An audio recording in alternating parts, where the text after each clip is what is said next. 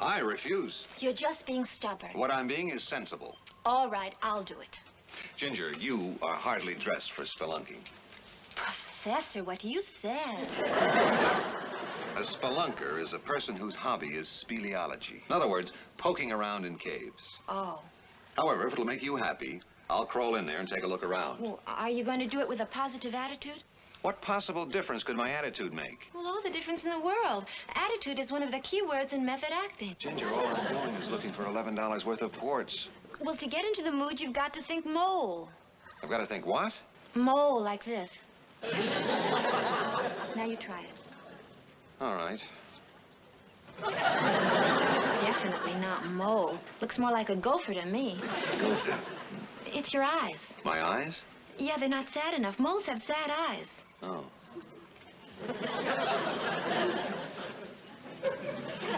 What are you doing now? I'm making sure a hawk doesn't swoop down and carry me off. Everything's going to be all right. Just think mole. Oh. Just think mole. Just think mole. Just think mole. Just think. Oh, any luck? Not yet. Oh, what happened to your head?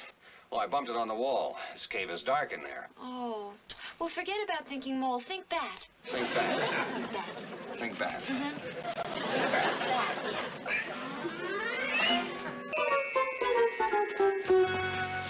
Oh. Hey, what's wrong with you? I am a bat. You look more like a gopher with an earache.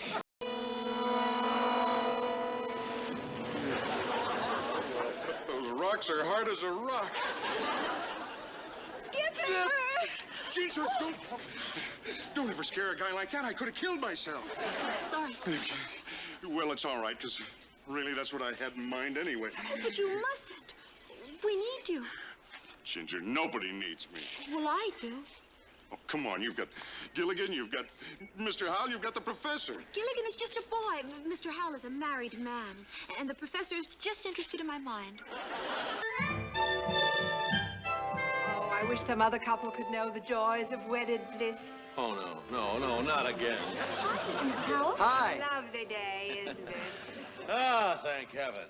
Oh, I wasn't talking about them. Oh, good grief. What a marvelous combination. And it's the right season, too. Oh, Ginger, Professor. Lovey, we can't. The poor man. There must be some way to snap him out of it. Oh, it's awful. Ginger, have you ever seen a man stare like that? Just once. I was entertaining a bunch of GIs at an army camp. I just can't stand here. We've got to do something. Stand back, Marianne.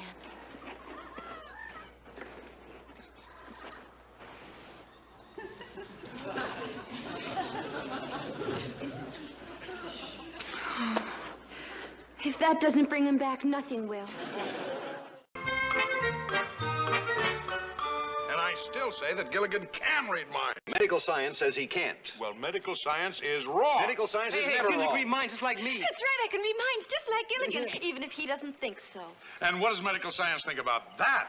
Well, in order to justify such a fantastic claim, I would have to perform laboratory tests with strict controls. Oh, never mind, Professor. For goodness sakes, I'll test her myself. Now, go ahead, Ginger. Start reading. 36. 22.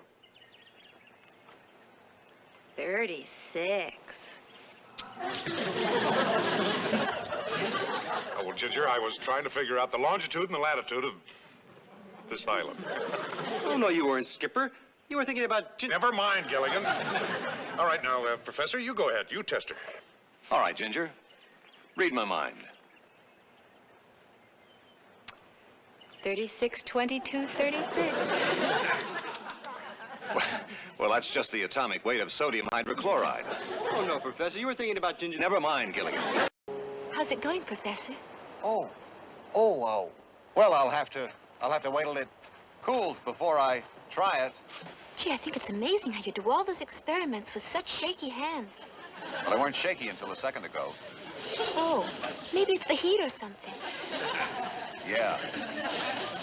Skipper, this nail's ready. Good. Bring it over. We'll try it out. How we doing, Professor? How we doing? Well, it's remarkable. Yeah.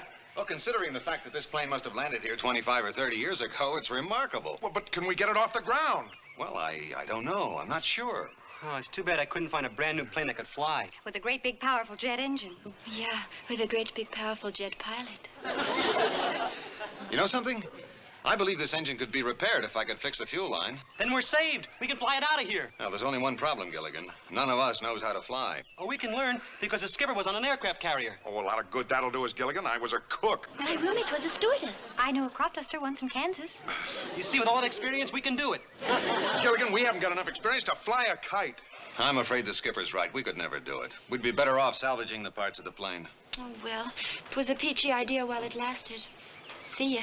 Oh, let's go fix dinner. Cheer up, Gilligan. Hi, Captain. Hi, Duke. Hey, she really waxes up good. No rush, Daddy-O.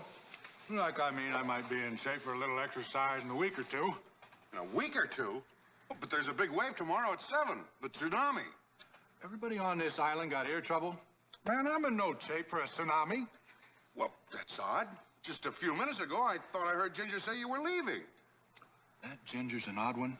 She's one chick sure plays hard to get. Not with the professor. Professor? Well, I just saw them both back there. Sure you're not angry at me?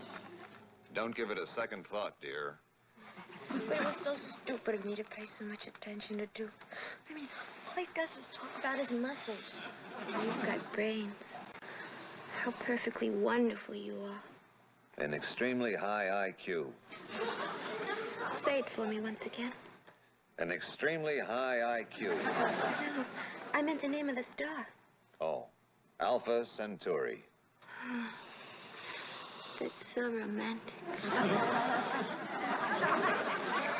It's 4 3/10 light years from the Earth. You just don't know what a man with brains does to me. You live in North Dakota? Bismarck. Oh, South Dakota? Pierre. Lucky Pierre.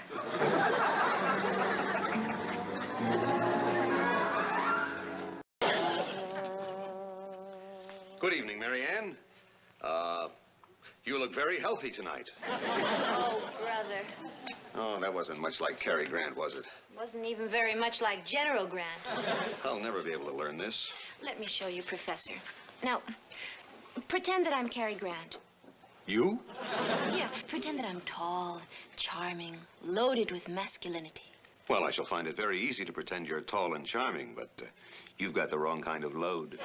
Just pretending, Professor. Now, Cary is the kind of man who sweeps a girl off her feet. He'd take her in his arms like this, and he'd whisper her name over and over and over. Marianne. Marianne. Marianne. Isn't that a bit redundant? Professor, a girl likes to hear her name. Now, let's try it again. Marianne. Marianne. Marianne. Now you whisper something to me. Cary? Yes. Gee, you smell nice tonight. Oh. Ginger? In here, Professor. Remember this dress? I made it for... Ginger, I've got to sniff your perfume. Professor, on the day we're leaving? Have you got any more of this? Professor, I think you've had enough. I haven't got time to explain, but where do you keep your perfume? Behind my ears, can't you tell? No. I mean the bottle. Where do you keep the bottle? In my makeup case. Well, that sales girl was wrong. That perfume doesn't make men wild. It drives them absolutely batty.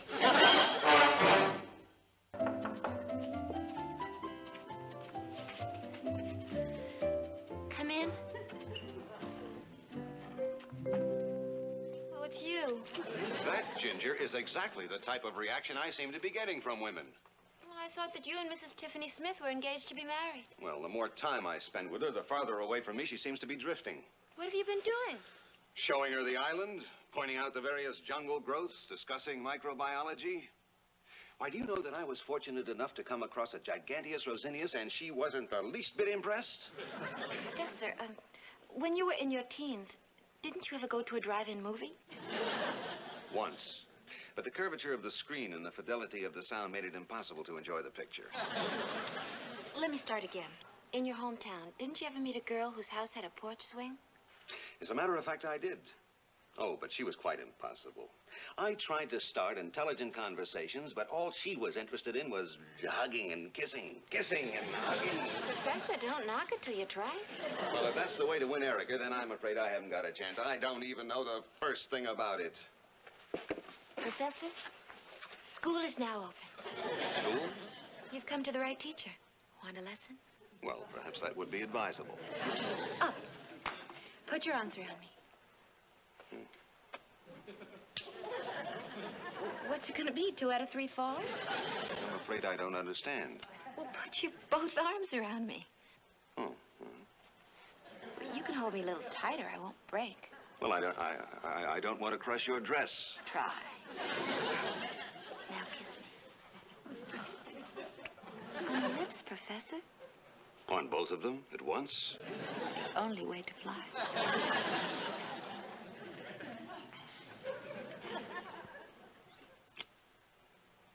How was that? That wouldn't even satisfy your mother. Professor, I don't know if you're ready for this, but it's for your own good.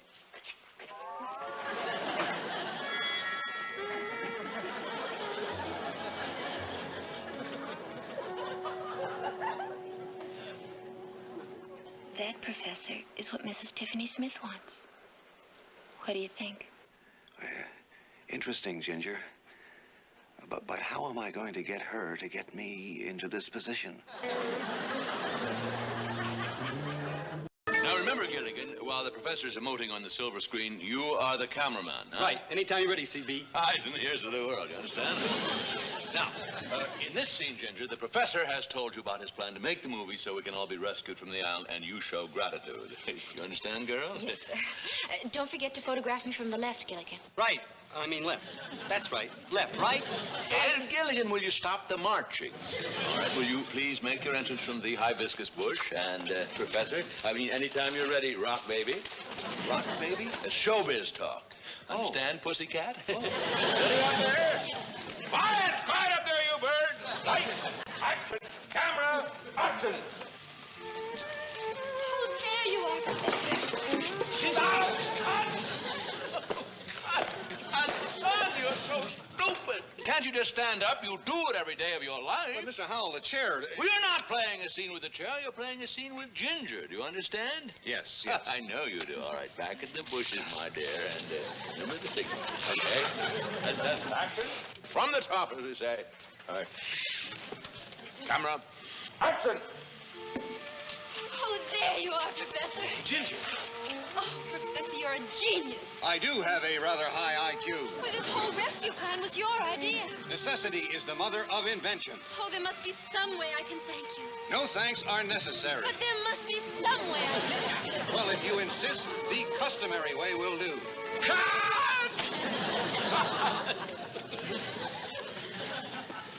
Son, you don't show gratitude on the silver screen by shaking hands. You give a kiss. Do you understand? Oh. A real kiss. Oh. All right, now, pick it up 2 lines before the gratitude shtick. But there must Wait till the director says action. Yes, sir. All right. Quiet up there, bird. All right. All right. Quiet up there. Action. But there must be some way I can thank you. Well, if you insist, the customary way will do. Cut! What is the matter now? You're turning your stupid head, don't you understand? Well, kissing on the mouth is far from sanitary, and it can lead to all sorts of bacterial transfer. Certainly make a kiss sound romantic, like germ warfare. Will you forget the science, Professor, and give her a real kiss? All right, now pick it up once again from the gratitude stick. 2 lines before. But there must be some... Listen, talk before I say action. Sorry, sir. I know you'll learn. Ready? Quiet up there, you bird. Ready? But there must be some way I can thank you. Well, if you insist.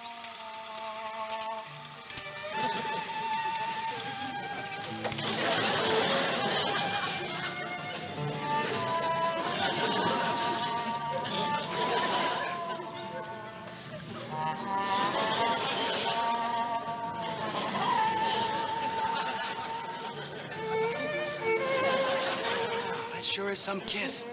It's a doozy, it's Gilligan, why aren't you working the camera? No germ could live through that kiss. They're gonna break the world kissing record. World kissing record? Yeah, held by Skinny Mulligan and Florence Oppenheimer. 6 hours, 12 minutes, and 13 seconds. Well, how could anyone possibly kiss that long? Oh, it's easy. They were chewing bubble gum and their braces locked.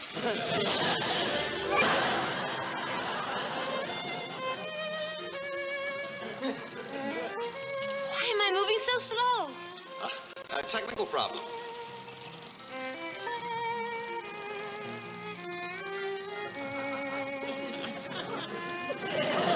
Wait a minute, I didn't say print that. Why am I moving so fast? Well, it's a silent picture, Ginger.